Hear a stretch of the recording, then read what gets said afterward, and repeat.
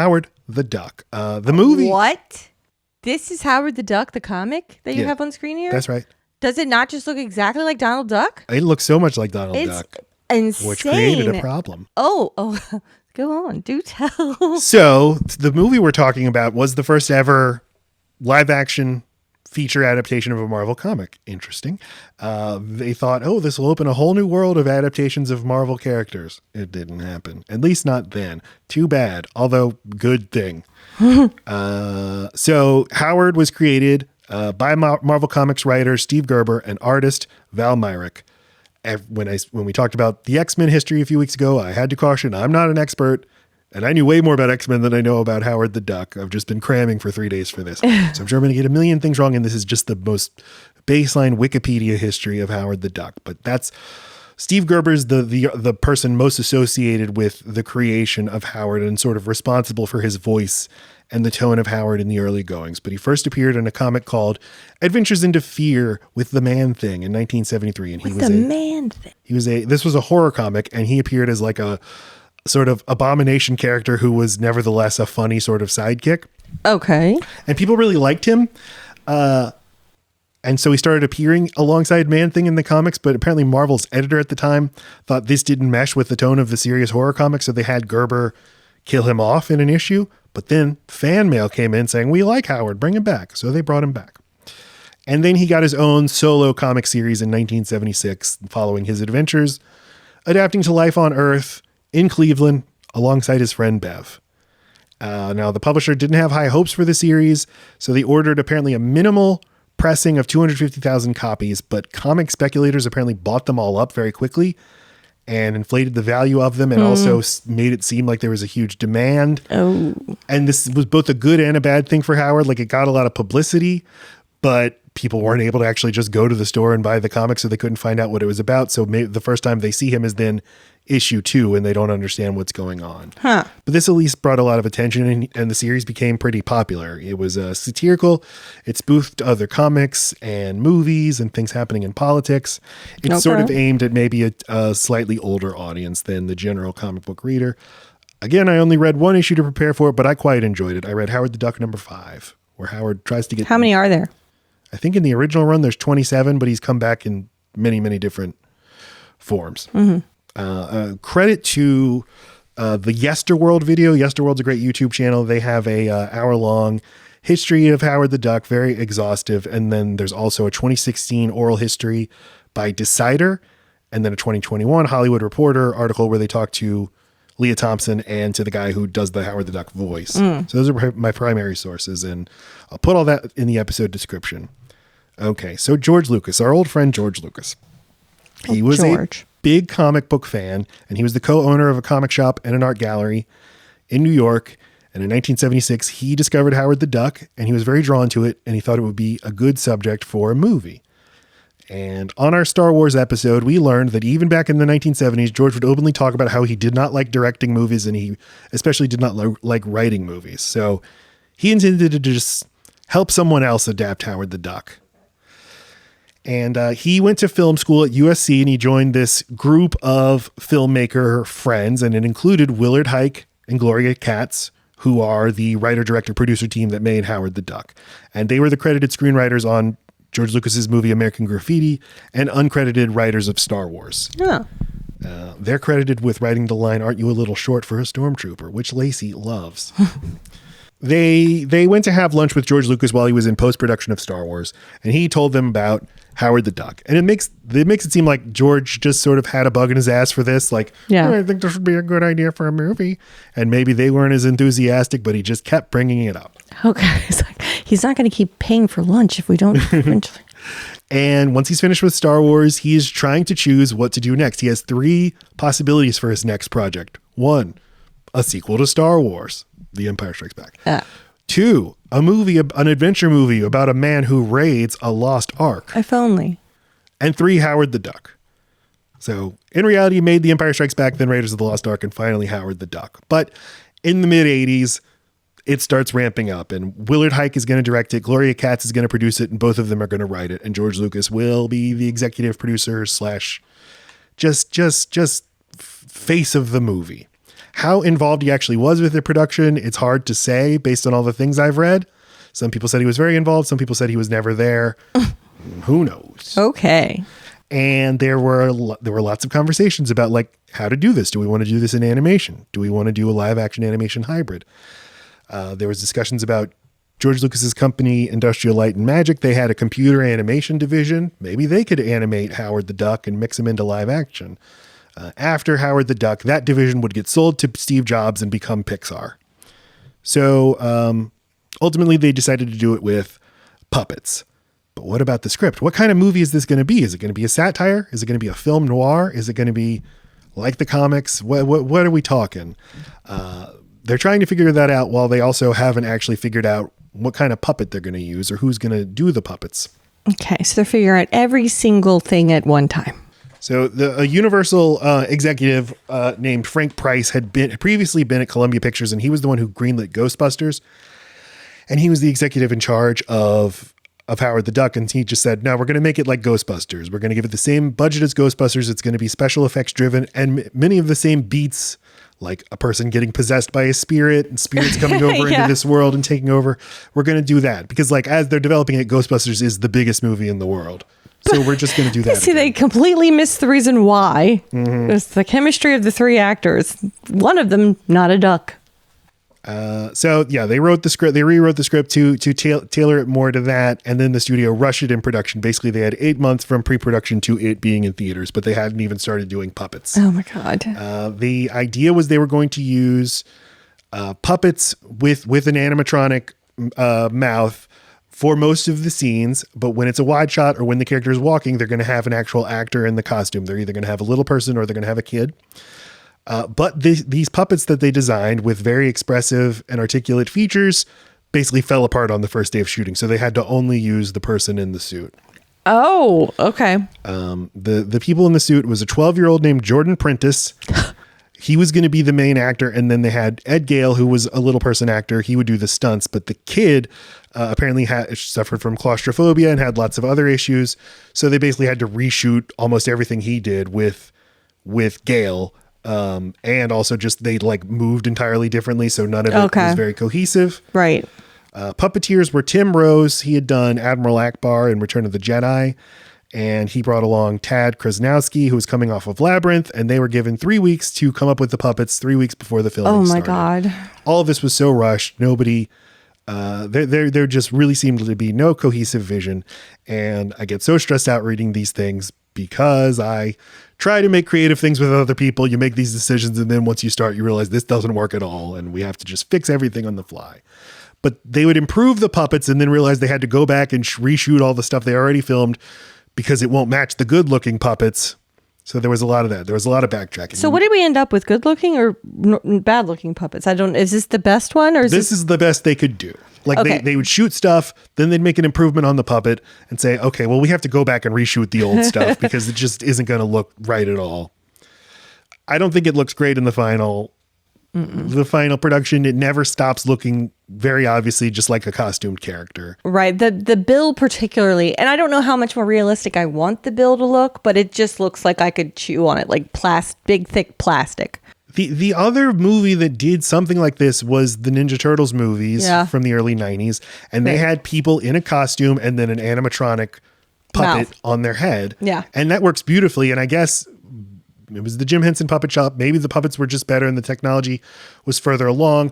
But I think there being 4 turtles makes it less jarring than just having one duck interacting with humans. Well, and the turtles are human sized. They seem like old teenagers or adults. They have a fully formed mouth. You're not trying to see past. Like if it were a dog snout or a pig snout, it would be just as awkward as the duck. You have to see the mouth for the range because if it's just too uncanny. If you're supposed to read this person as a person and you can't see them make expressions as you're used to seeing an expressive person face. And he's also missing a nose. So, which the turtles, none of them have noses, right? It's eyes and mouth. No, but the beaks kind of look like I'm noses. sorry, the turtles have beaks? They say beak, yeah. Oh, All right, that's fine. But yeah, Howard's just missing. He just needs one more thing to human him up. Plus, he does not have 5 fingers. And it's like, well, you evolved to have your wings be hands and arms. Why couldn't they just give you all the fingers? It's like he had 1 too many or 3 too many animal things. Mm-hmm. And just remember throughout the whole movie, this was supposed to, they had a puppet that was much better able to articulate and express itself that broke. That's what he looks like. He looks like a Furby from this time. He does look like a Furby, whatever. Yeah. The eyes. The eyes are the thing that messed me up about it. Is it a Furby? They were animatronic. Furby, yeah, that's the eyes. It's like everything is a cuddly thing, but the eyes are too human, and they're naked. It's like skin instead of fur all the way up to the eye. I don't know. I can't explain it. So it's like a whole movie of Furbies, and remember, it's the B level Furby because the A level Furby broke, so we just had to use the Furby that was only supposed to be in wide shots. And then the other thing that I mentioned was they didn't cast a voice actor. They had the puppeteers on set doing the voices, often like bland, not actually giving acting vocal performances. They hired Robin Williams to do the voiceover for Howard, and they were very excited. They thought it was quite a coup, but he came on set and he quickly realized how constrained he would be because he had to just fit the very slight movements that the character had already done. He'd be doing this thing that he does sometimes the entire time. The thing about him is the surprise in the switch he makes. Which the genie in Aladdin is all animating and then tiny. His vocal tracks that he had already done. And that's the ideal way to do animation is you animate the vocal performance you already have, not reverse engineer it. Sure. God, they should have just picked somebody. You're not going to find someone equally as famous, but you certainly could find someone whose charm is their mumbly nature. Like there had to be some like vaudeville. Am I saying that right? Vaudeville. Well, it's like 60 years too late, but I know, there's got to be some kind of radio person or something where like the person's charm is like the garble, the minimal, the dry, like deadpan nature or something. If someone were doing a sort of Humphrey Bogart, it might make a little more sense. And the noir thing would make more sense, which is what they seem to be hinting at in the entire opening. And then that just goes away. I know. When it started, I was so excited. I was like, oh, this is going to be like a Roger Rabbit thing. But no, it goes away. Chip Zien did the voice. He was a Broadway actor. That's what I said. I'm going to enunciate. Vaudeville.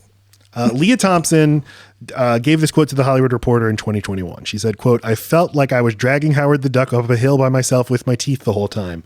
All the jokes were falling flat. Comedy is a souffle. We had amazing puppeteers, but they were the ones doing the jokes. I was like, it would be great if you could have an actor doing the lines to keep the ball in the air. Right. The technical side of making the movie was so difficult and fraught. I kept saying to them, the duck doesn't work." End quote. We got to just get rid of the duck part of this. This is one of those movies where when you read quotes from the people, they're like, we knew while we were making it wasn't trouble. It wasn't like we went to the premiere and realized this thing sucks. Oh, man.